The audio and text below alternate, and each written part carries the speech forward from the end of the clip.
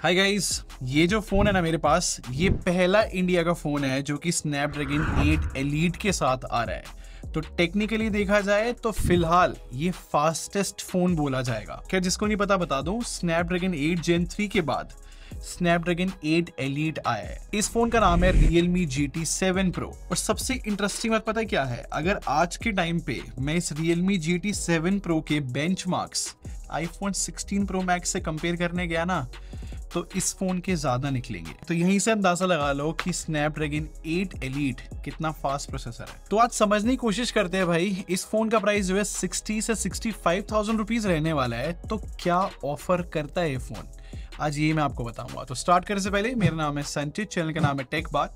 मैं आप लोग का टेक खरीद एक्सपीरियंस बेटर करना चाहता हूं तो सब्सक्राइब बटन पे क्लिक कर लो, साथ में बेल आइकन जरूर प्रेस कर लेना। देखो, इस फोन को थोड़ा सा इंट्रोड्यूस कर देता हूं डिजाइन से। एक चीज नोटिस करने वाली ये है कि फोन का फ्रंट और बैक दोनों जो है ना ऐसे कर्व हो रहा है फ्रेम की तरफ। तो एक सिमेट्रिकल डिजाइन है फ्रंट और बैक का, ये चीज मुझे अच्छी लगी। इसका मतलब आप समझे, जो फ्रंट डिस्प्ले है वो लेफ्ट और राइट से तो कर्व हो ही रही है, बट साथ के साथ टॉप और बॉटम से भी हो रही है। तो ये क्वाड कर्व डिस्प्ले है जो कि प्रीमियम टच बोला जाएगा। अच्छा, एक और एलिमेंट बताता हूँ। इस फोन के कलर का नाम पता है क्या है? Mars orange. अब फोन के बैक पैनल को ना मैं जूम करके दिखाता हूँ, आपको मार्स के पैटर्न देखने को मिलेंगे।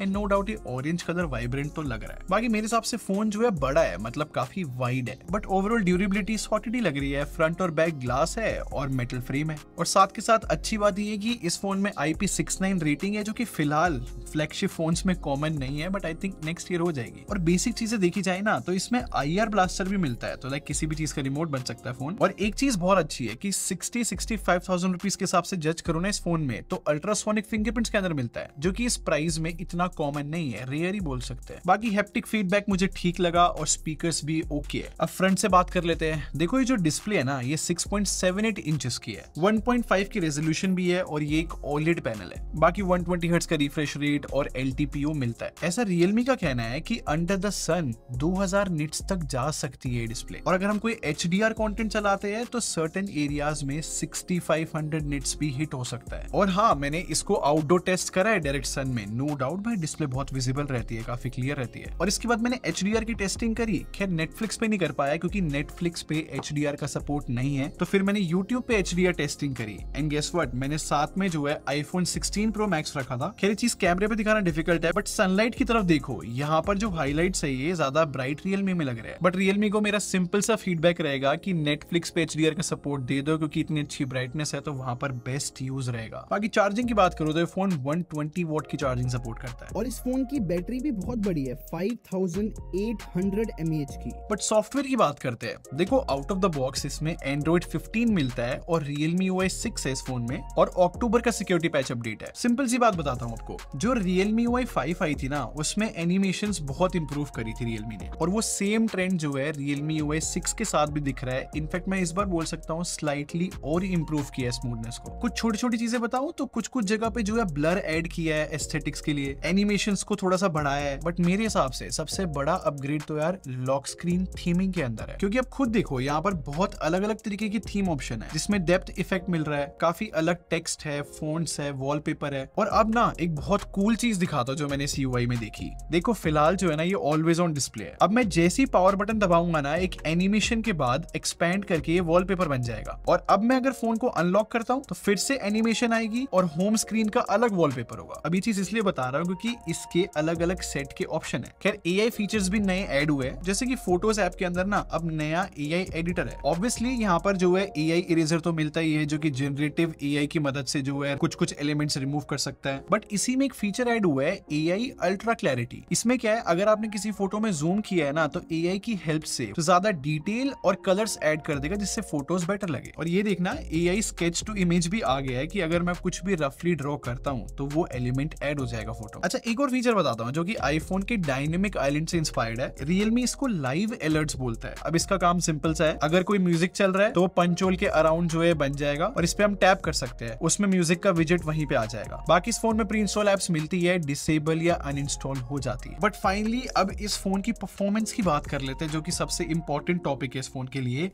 क्योंकि स्नैपड्रैगन 8 एलीट मिलता है। इनफैक्ट मेरे पास जो वेरिएंट है ना उसमें 16 GB रैम है और 512 GB स्टोरेज है, और जो स्टोरेज टाइप है वो UFS 4 है। जैसे कि मैंने स्टार्टिंग में कहा था कि बेंचमार्क्स में ये फोन जो है iPhone 16 Pro Max से बेटर स्कोर कर रहा है, तो अब उन स्कोर्स को देख भी लेते हैं। जैसे कि Antutu से स्टार्ट करते हैं। आईफोन के ऑलमोस्ट 18 लाख स्कोर है और Realme के 26,68,000 के अराउंड स्कोर आया है। बट मैं ये भी मेंशन कर देता हूँ कि आईफोन्स में ना Antutu सही से वर्क नहीं करता, यूजुअली कम ही स्कोर आते हैं। लेकिन एक और बेंचमार्क है जहां पर हमेशा आईफोन्स आगे रहे हैं, वो है Geekbench। अगर मैं उसके स्कोर्स दिखाऊं तो यहाँ पर आईफोन ने 8300 स्कोर करा है, जबकि मल्टीकोर स्कोर Realme के 8800 के अराउंड है। फिर मैंने और भी टेस्ट रन करे, मतलब 3D मार्क का एक रे ट्रेसिंग का टेस्ट करा, तो यहाँ पर लूप स्कोर्स देखो जो कि Realme के काफी ज्यादा है। इनफैक्ट FPS भी Realme के ज्यादा है। कह रहे तो बेंचमार्क्स की बातें थी। अगर मैं Realme GT 7 Pro की गेमिंग की बात करूं तो मैंने एकदम बेसिक से स्टार्ट किया, जो कि कॉल ऑफ ड्यूटी है। आई नो ये वाला जो गेम है बहुत सारे फोन्स हैंडल कर लेते हैं, और ऑब्वियसली Realme ने भी जो है बहुत अच्छे से हैंडल किया है,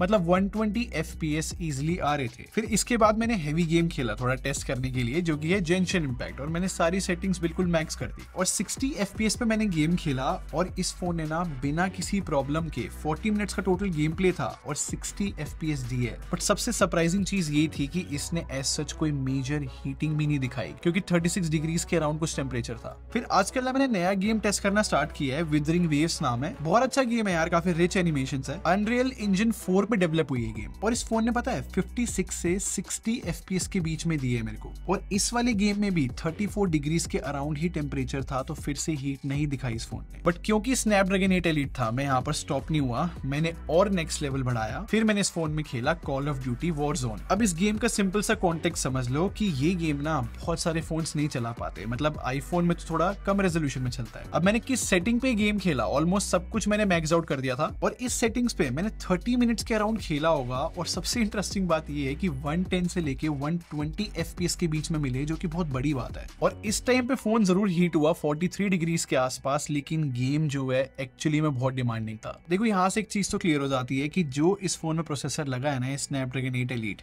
बहुत केपेबल है। बस अब सिर्फ गेम डेवलपर्स पर डिपेंड करता है कि वो किस तरीके से इसके पोटेंशियल का यूज लेते हैं। अब कैमरे की बात कर लेते हैं। देखो जो इसका बैक कैमरे का सेटअप है ना, वो 50+50+8 मेगापिक्सल है। और अब सीधा मैं आपको मेन कैमरे से फोटोज दिखाता हूँ। देखो हर एक Realme फोन की तरह ना यहाँ पर भी कलर्स जो है बूस्टेड और सैचुरेटेड है, और कुछ क्लोजअप फोटोज भी मैंने कैप्चर करी, एंड आई थिंक यहाँ पर डिटेल्स जो है अच्छी आई है। इनफैक्ट मैंने कुछ चैलेंजिंग लाइटिंग के अंदर भी फोटोज खींची है, and I think tough HDR conditions में भी ये फोन सही से फोटोज खींच रहा है। बस मुझे एक प्रॉब्लम लगी कि अगर नेचुरल शेडोज होती है ना, तो प्रोसेसिंग में फोन उसको खत्म कर देता है, काफी ब्राइट कर देता है फोटो को। खैर कैमरे में कूल चीज है, जो मेन कैमरा है ना वो 3x जूम कर लेता है और मैक्रो फोटोज खींच सकता है, एंड आई थिंक आउटपुट जो है ना ठीक है। और कुछ ह्यूमन शॉट्स और पोर्ट्रेट दिखाता हूँ। आई थिंक यहाँ पर जो शार्पनेस है ना वो काफी सही है, और जो स्किन टोन भी है ना वो मोस्टली नेचुरली कैप्चर करता है ये, बस कभी कभी जो है कूल टोन की तरफ चली जाती है। और मोस्ट इंपॉर्टेंटली जो यहाँ पर कटआउट है, जो बैकग्राउंड ब्लर है, वो पोर्ट्रेट का अच्छा रहता है। और इस फोन का जो टेलीफोटो है ना वो अच्छा काम करता है, और 6x तक भी मैं लेकर गया हूँ, सही जूम फोटो से खींच पा रहा है। बट जो अल्ट्रा वाइड लेंस है ना वो 8 मेगापिक्सल का है, तो लाइक 8 मेगापिक्सल के हिसाब की ही डिटेल देता है। और ये फोन अंडर वाटर फोटोग्राफी भी सपोर्ट करता है। बट फिर जो फ्रंट कैमरा है वो 16 मेगापिक्सल का है, बट बहुत अच्छी प्रोसेसिंग रहती है फ्रंट कैमरे की, क्योंकि मुझे सेल्फीज बहुत सही लगी। आई थिंक जो HDR कंट्रोल है ना वो बहुत अच्छा है, और स्किन टोन और शार्पनेस भी अच्छी रहती है। और वीडियो की बात करूं तो 4K सैंपल मैं आपको दिखाता हूँ, आई थिंक बहुत ब्राइट कर देता है वीडियोस को। इस फोन में ये भी ऑप्शन है कि 8K रिकॉर्डिंग भी कर सकते हैं। और लास्ट अगर प्राइस की बात करूं तो देखो अभी तक कुछ भी कंफर्म तो नहीं है, लेकिन 60 से 65,000 रुपीज के अराउंड तो मैं सुन रहा हूँ रूमर्स वगैरह। खैर जब भी जो है एग्जैक्ट प्राइस आएगा मैं पिन कमेंट में डाल दूंगा। तो सारी बातों को अगर सम अप करके मैं देखूं ना, मेरी टेस्टिंग में मुझे एक चीज तो फील हुई कि परफॉर्मेंस तो बहुत स्ट्रॉन्ग पार्ट है फोन का, नो डाउट, बट ओवरऑल जो बाकी डिपार्टमेंट भी होते हैं ना उनको भी देखा जाए तो बहुत सारी चीजें फोन जो है काफी अच्छी लेकर आता है। खैर ये था मेरा ओपिनियन इस फोन के बारे में। आप क्या सोचते हो, आपको कैसा लगा स्नैपड्रैगन 8 एलीट, कैसा लगा आपको ये फोन, मुझे कमेंट सेक्शन में जरूर बताना। बाकी वीडियो पसंद आई हो तो लाइक बटन पे क्लिक कर देना, और सब्सक्राइब करके हमारी टेक पर आर्मी को ज्वाइन कर लो। हम लोग क्वालिटी में बिलीव रखते हैं। आगे मिलते हैं। Thanks for watching. Bye bye guys.